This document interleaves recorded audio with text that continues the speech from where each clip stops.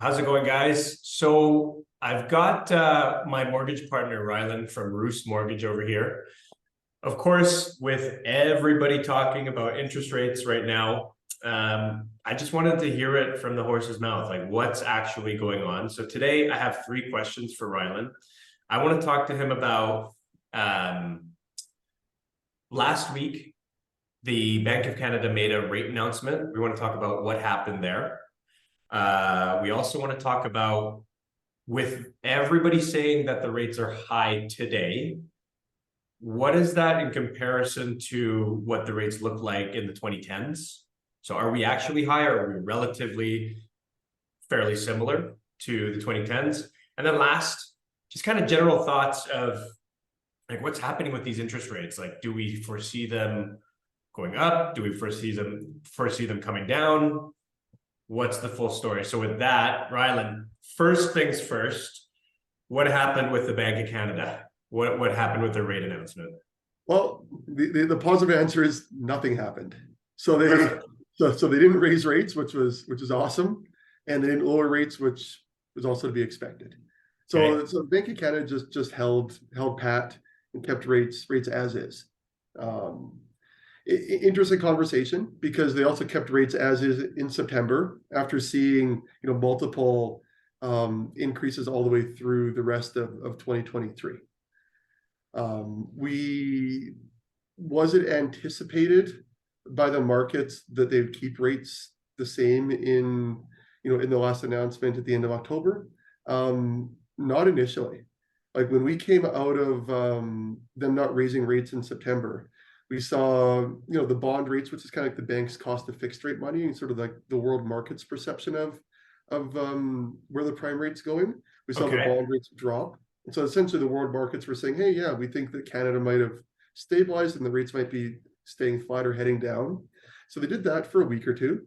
And then as we hit toward the end of September, we saw the rates spike up pretty dramatically after some of the inflationary numbers and job reports came out of the States and Canada.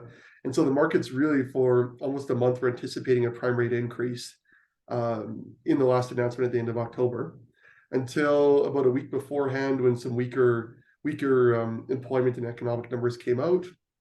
And then economists were still divided about 50-50 right up until the announcement as to whether the rates were going to go up or not. So they did not go up, but it wasn't a unanimous cut and dried conversation. It was more of a Bank Canada said, let's wait and see, but we definitely could raise them again in the future, is what they said. Okay. Is there another rate announcement that's already scheduled that you think that they might consider raising these rates again? The next announcement's in December. The Bank of Canada goes 2 months on, 1 month off. So they're off in November, then they're on again in December and January. The thought in terms of general kind of rate increases, rate decreases. Actually, no, that's your third question. You probably want to cut this part out. Okay. The rates have not moved, correct? Correct. Have you noticed buyers holding off their pre-approvals with you? Have you noticed that increasing, or has that not really changed the rate of people considering buying at all? Honestly, it hasn't really changed what we've seen.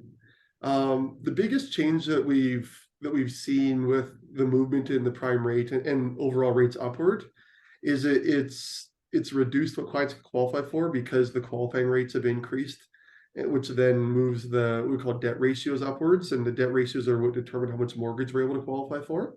Okay. And so we've seen clients get moved downward somewhat in their price point and in their search criteria, just because the rates have gone up.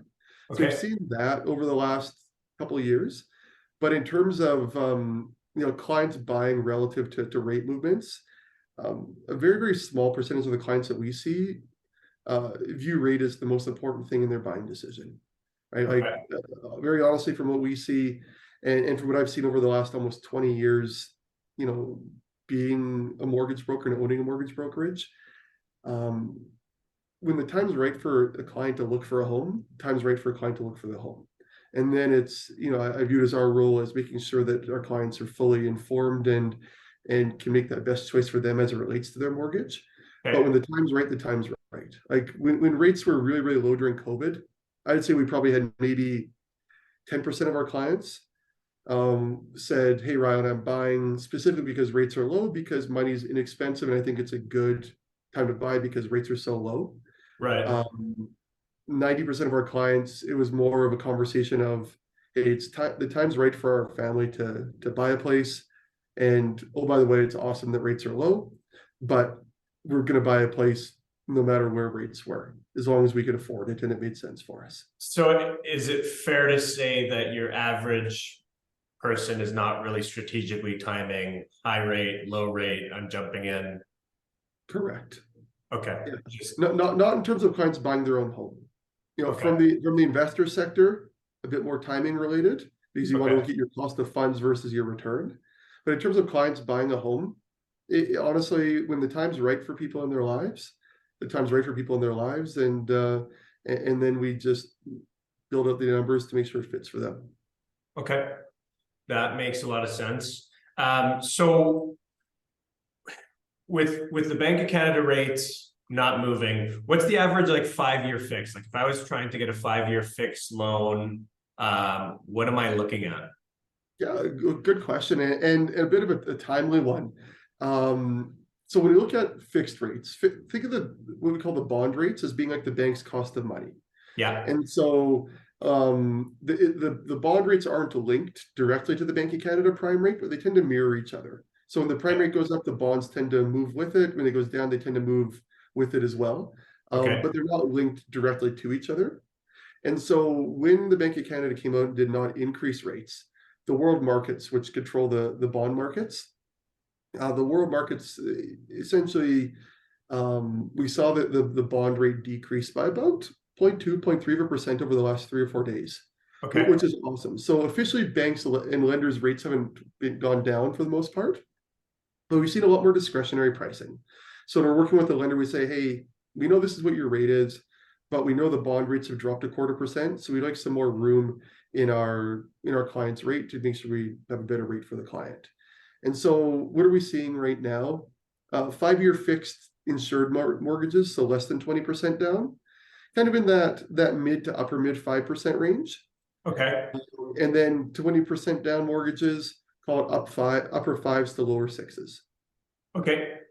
So and then also just a disclaimer, it's currently November 3rd, 2023, just for anybody to get this idea. How does that is that like an all-time high? Where are we sitting? Is that a really, really high rate relative to the 2010s? Yeah. What's it look like? Well, let's put it this way. I'm 42 and I don't want to date myself, but I've been doing what I do for almost half my life. Okay. And so when I started about 19, 20 years ago, rates were like 5.99. And so we've almost come full circle in terms of fixed rate pricing. When was that? So that's in the 90s? No, early 2000s. Okay, early 2000s. I think I started doing this in like 2004, I think. So 2003, 2004. So early 2000s, we saw fixed rates in the upper 5s.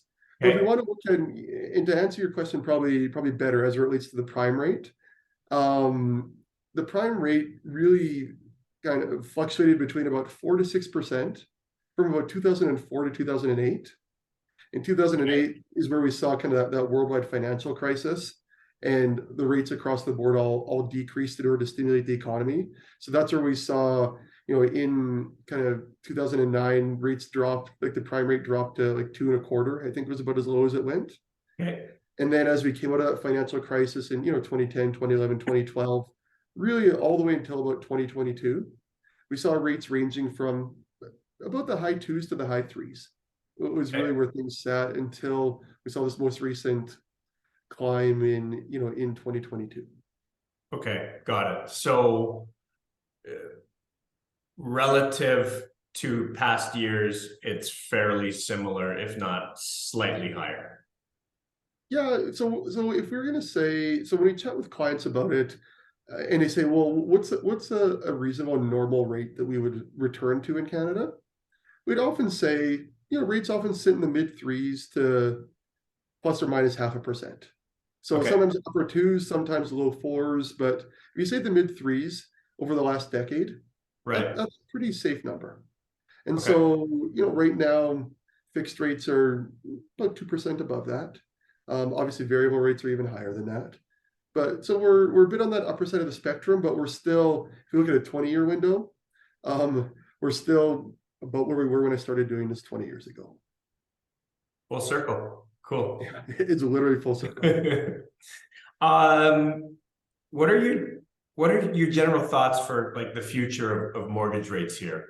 Do you think that will continue to increase them?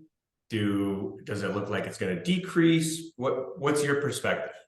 So the big and really important dates that the Bank of Canada is looking to are 2025 and 2026. So I guess not dates, but years. 2025, 2026 are the key dates. Okay. And the reason for that is 57% of mortgages in Canada come up for renewal in 2025, 2026. And if you go back 5 years from 2025, 2026, you end up with rates during COVID in the 2% range, give or take. And so if rates are staying where they are into 25, 26, you're seeing a whole bunch of clients renewing from 2% money to 6% money, Okay. which when they're looking at that kind of coming down the pipe, they view that as being kind of like a red letter day in terms of that's a, really challenging outcome if that's what it comes up to, or, kind of like a disaster type scenario. And so the Bank of Canada is looking at that saying, hey, we've got a year and a half of runway before we start hitting those dates. We're willing to overshoot our increases right now in order to make sure that we slow down the economy enough, inflation enough to decrease rates by 25, 26.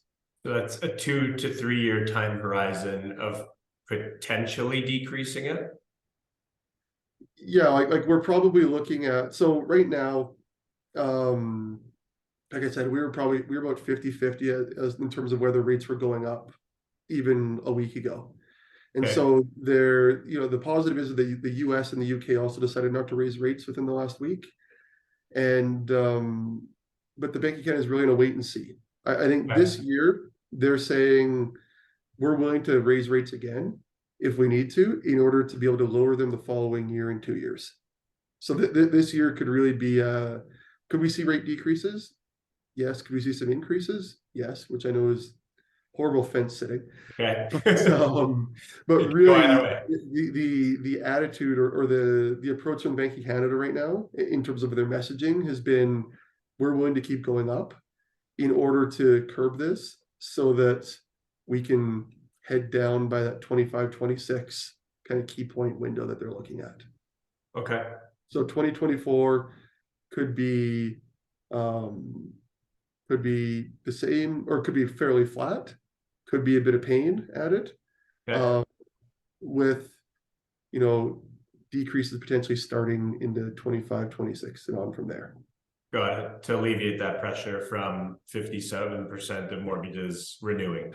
Exactly. So those are that's really the key piece that we're seeing come out in a lot of the messaging down the pipe is we're going to take some pain now in order to have things be less painful for a whole lot of Canadians when they come up for renewal. Right. Okay.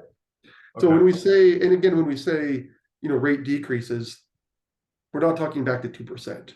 We're talking 3.5, 4.5, somewhere in that range, more than likely. Okay. In terms of kind of amount and magnitude. So these clients that are renewing from 2%, they're still renewing into the 4s probably, or 3s or 5s, but ideally not into the 6s. Right. At least they're not tripling. They might double their rate. They're doubling. There's a very good chance they're doubling, but they're not. The game, or not the game, the goal is not to triple them. That's fair. Okay. So overall, it's probably going to be flat, potentially aiming to decrease by 2025, 2026. That's the benchmark they're looking at right now. Got it. Any other interesting things that you're seeing in the market that you want to leave us with? And if there's nothing, that's okay too. Anything else interesting in the market? One of the big questions that we often have is term length and selection and product length and selection. Okay. The biggest piece there, and again, this is more of an expanded client by client conversation, but shorter term rates are more expensive than longer term rates right now. Okay. And it's because the bond rates, which is what the fixed rate cost of money is based on, is what's called inverted. And so, 1-year money is quite a bit more than 2-year money, which is more than 3-year money, which is more than 4, more than 5. And so when we're looking toward that, that window of, let's say, 2, 3, 4 years seeing rate decreases, it's Yeah. always measuring out and saying, okay, if I take a 3-year fixed right now versus a 5, how much am I overpaying on that 3 relative to 5 over the first 3 years? And do I think I'm going to be able to recoup that in the last 2 years of my mortgage? Okay. Right. So if you say, hey, let's say a 3-year rate is 0.5% above the 5-year rate right now, you'd say, okay, I'm overpaying 1.5% for those first 3 years, right? 0.5%, 0.5%, 0.5% Yeah. over those first 3 years, which means that I need to recoup at least 0.75% over the last 2 years just to be break even. Right. If you look at it over a 5-year window. So those are conversations that we're having with clients, and it's not a one size fits all. Similar conversation on the variable as well. It's not a one size fits all. It's more of a, hey, I know I'm going to be overpaying for if I take something in the shorter term. Am I going to be rewarded for that overpaying, in the longer term? And what's my comfort level around that? Got it. Just a little bit of a risk potentially for a reward. Yeah. Yeah, and every client's different, every situation's different. So some clients it's a great fit to take a shorter term, other clients not so much. Right. Okay, well that's fair. Well, I really appreciate you jumping on the call. I hope you Thank guys you. found something useful from this mortgage talk, and we'll update you guys in the future again about mortgages in Calgary, Alberta. Absolutely. Thank you, Ariel. Talk to you soon. Okay, I'm gonna